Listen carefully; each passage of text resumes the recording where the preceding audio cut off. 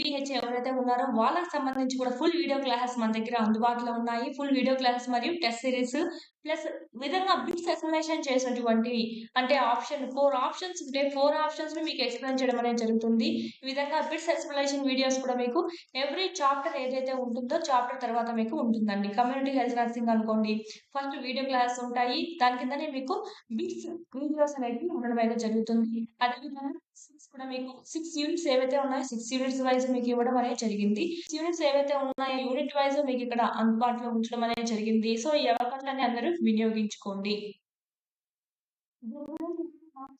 Screen మీద కనిపిస్తున్నటువంటి నంబర్‌కి కాల్ చేయండి. 9441874218కి. In community health nursing, the next chapter is communication and health education. Communication means భావ వినిమయము, health education అంటే ఆరోగ్య విద్యా బోధన. సో భావ వినిమయం యొక్క నిర్వచనం ఏమనగా ఒకరి యొక్క ఆలోచనలు మరొకరు తెలుసుకొని, ఒకరి యొక్క అభిరుచులను మరొకరు పంచుకొని వాళ్ళ యొక్క మేధాశక్తిని బయటకు పంపించే విధానాన్నే మనం ఏమంటామంటే భావ వినిమయము. ఏదైనా ఒక విషయాన్ని గురించి ఒకరు లేదా ఇద్దరితో చర్చించి వాళ్ళ యొక్క డౌట్స్ అనేవి క్లారిఫై చేసుకొని అది కరెక్టా కాదా అని బయటకు చెప్పే విధానాన్ని మనం ఏమంటామంటే భావ వినిమయము. ఎక్కువగా ఇది వచ్చి మనకు సమాజం యందు ఒకరి యొక్క ఆలోచనలు అభిరుచులు ఏ విధంగా ఉంటాయి అని తెలుసుకునేదాన్ని మనం ఏమంటామంటే భావ వినిమయము అని అంటాము. ఈ భావ వినిమయం అనేది ముఖ్యంగా మనకు 7 రకాలుగా డివైడ్ చేయడం అనేది జరిగింది.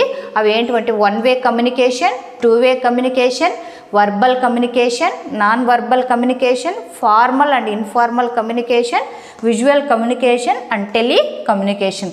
తెలుగులో కూడా ఇదే విధంగా ఉన్నాయమ్మా. ఒకే పద్ధతిలో మనము భావ వినిమయము చేయుట, 2 పద్ధతుల్లో భావ వినిమయం చేయుట.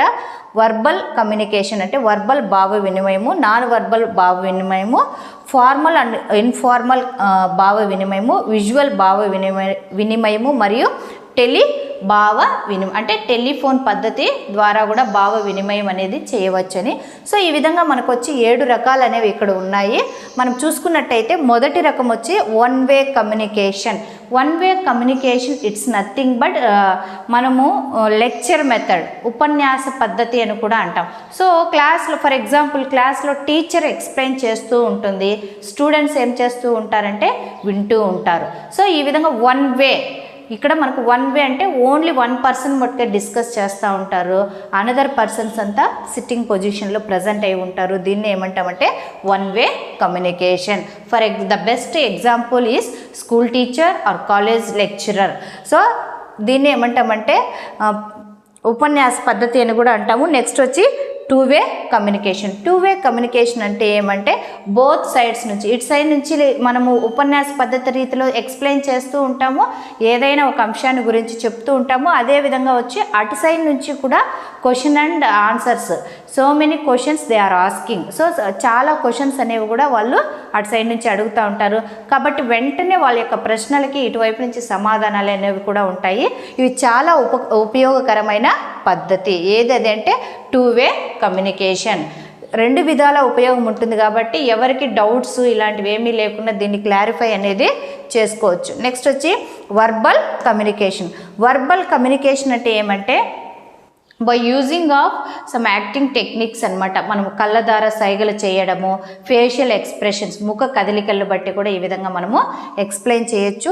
సో ఇక్కడ వచ్చి వర్బల్ కమ్యూనికేషన్లో మెయిన్గా ఫర్ ఎగ్జాంపుల్ ఏమన్నా కానీ వింత విశేషం అనేది ఏమైనా తెలిసిందంటే ఆశ్చర్యకరమైన ఫేస్ అనేది మన ముఖం అనేది ముఖ కదలికలు వస్తాయి. అదేవిధంగా సాడ్ న్యూస్ తెలిసిందనుకోండి, అప్పుడు ఫేస్ అనేది ఇంకొకలాగా పెట్టుకుంటాం. ఇంకొకలాగా అంటే ముడుచుకుపోయినట్టుగా, ఒకలాగా డిప్రెషన్లోకి వెళ్ళినట్టుగా, బాధాకరమైన విషయాలు తెలిసినప్పుడు ఒకలాగా, సంతోషకరమైన విషయాలు జరిగినప్పుడు ఇంకొకలాగా, తర్వాత ఏదైనా కానీ సైగళ్ళ ద్వారా కూడా మనం కొన్ని ఎక్స్ప్లెయిన్ అనేది చేయవచ్చు. దీన్ని ఏమంటామంటే వర్బల్. నాన్ వర్బల్లో వచ్చి మనం ఏం చేస్తామంటే ఓన్లీ ఇక్కడ మౌనంగా ఓన్లీ యాక్టింగ్ మట్టుకే ఉంటుంది, టాకింగ్ అనేది ప్రజెంట్ అయి ఉండదు. ఇక్కడ యాక్టింగ్ ఉంటుంది, టాకింగ్ అనేది కూడా లిటిల్ బిట్లో ప్రజెంట్ అయి ఉంటుంది. నాన్ వర్బల్లో వచ్చి ఓన్లీ మోనో యాక్షన్స్ అనేవి ప్రజెంట్ అయి ఉంటాయి. Next formal and informal. Formal అంటే ఏదైనా భావ వినిమయం చెయ్యాలి, విలేజెస్లో అంటే ఇక్కడ మనం ఏం చేయాలంటే ఫార్మల్ అంటే లైక్ విలేజెస్లో పెద్దగా ఎవరుంటారు, సర్పంచ్, జెడ్పీటీసీ, ఎంపీటీసీ. సో వీళ్ళందరి సహాయంతో భావ వినిమయం చేసేదాన్ని ఏమంటామంటే ఫార్మల్ కమ్యూనికేషన్. ఇన్ఫార్మల్ అంటే ఏమంటే మనం చేసిన దానినే తప్పు పట్టడము, దాన్ని ఎత్తి పడవటము, ఇలాంటివన్నీ కూడా జరుగుతాయి. దేని కిందకు వస్తాయంటే informal communication. Next visual communication. ఈ భావ వినిమయం అనేది కంటితో సైగలు చేసి మట్టుకే మనం చేయగలము. దీన్ని ఏమంటామంటే విజువల్ కమ్యూనికేషన్. టెలికమ్యూనికేషన్ అంటే టెలిఫోన్ పద్ధతిని ఉపయోగించి కూడా మనం భావ వినిమయం అనేది చేయొచ్చు. ఇటు సైడ్ నుంచి ఆడియో వీడియో రెండు ఉండేలాగా కూడా మనము ఈ టెలిఫోన్ పద్ధతిలో కూడా చూసుకోవచ్చు. ఏ విధంగా అంటే ఇతరులు స్క్రీన్ అనేది మనకు ప్రొవైడ్ చేస్తారు.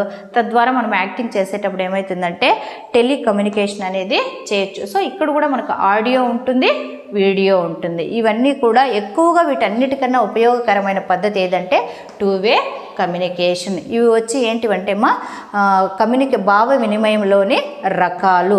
Next important points in communication అంటే కొన్ని ప్రధాన అంశాలు అనేవి ఉన్నాయన్నమాట వేటిలో భావ వినిమయంలో. అవేంటంటే సెండర్ అంటే ఏమంటే సందేశకుడు. ఎవరైతే ఏదైనా ఒక అంశాన్ని గురించి చెప్తూ ఉంటాడో అది అతనికి క్లారిటీగా ఫస్ట్ ఆఫ్ ఆల్ తెలియాలి. ఫర్ ఎగ్జాంపుల్ ఇప్పుడు ఏదైనా ఒక విషయం గురించి చెప్తూ ఉంటారు, ఒక క్షయవ్యాధి గురించో దేని గురించో అన్నా చెప్పేటప్పుడు వచ్చి ట్యూబర్క్లోసిస్ యొక్క క్షయవ్యాధి కారకమైన సూక్ష్మక్రిమి పేరు ఏమీ అటు సైడ్ నుంచి ఆడియన్స్ నుంచి ఏమన్నా అడిగినారనుకోండి, అప్పుడు ఆన్సర్ చెప్పగలిగేలాగా మీరు ఉండాలి. ఆ టాపిక్ గురించి పూర్తిగా సమాచారం అనేది మీకు తెలియాలి. అంతేగాని వాళ్ళు క్వశ్చన్ అడిగినప్పుడు మీరు సైలెంట్గా ఉంటే దానివల్ల ఉపయోగం అనేది ఉండదు. అతనికే ఏమీ తెలియదు, మాకేం ఎక్స్ప్లెయిన్ చేస్తాడనే ఆలోచనలు అనేవి రేకెత్తుతాయి. కాబట్టి సెండర్ అనేవాడు ఏదైనా ఒక అంశాన్ని గురించి క్లియర్ కట్గా క్లారిటీగా తెలుసుకోవాలి. నెక్స్ట్ వచ్చి రిసీవర్స్ ఉంటారు కదా, వినే వ్యక్తులు, వాళ్ళు కూడా చాలామంది పాల్గొనేలాగా కూడా చూడాలి. అంతేకాకుండా అలర్ట్గా మనము గ్రామ పెద్దల్ని వాళ్ళని అంతా కూడా అనుకరించుకొని అందరూ అక్కడ గ్యాదర్ అయ్యేలాగా చూడాలి, వినేలాగా కూడా చూడాలి, ఎటువంటి డిస్టర్బెన్సెస్ అనేవి లేకుండా. రిసీవర్ అంటే వినే వ్యక్తులు. నెక్స్ట్ మెసేజ్, మనం ఇచ్చే సందేశం అనేది క్లారిటీగా ఉండాలి, క్లియర్ కట్గా ఉండాలి, వాళ్ళకి అర్థమయ్యే విధంగా ఉండాలి. ఫైనల్గా అనేది మనకు ఫీడ్బ్యాక్ వచ్చే విధంగా కూడా మనం వాళ్ళకి నీట్గా చక్కగా ఎక్స్ప్లెయిన్ చేయాలి. దాన్ని ఏమంటామంటే మెసేజ్.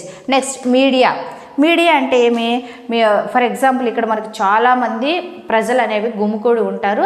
అక్కడ వచ్చి ప్రెస్ వాళ్ళు కానీ కొన్ని క్వశ్చన్స్ అడుగుతారనమాట. ఇది ఎందుకు చేస్తున్నారు, ఈ ప్రోగ్రామ్ ఎందుకు కండక్ట్ చేస్తున్నారంటే వాటికి తగిన విధంగా సలహాలు ఇచ్చి మనం ఆ ప్రాబ్లం అనేది సాల్వ్ చేసుకోవాలి. అంతేగాని ప్రజల్లో అపోహలు అనేవి తయారయ్యేలాగా మనము చూడకూడదు.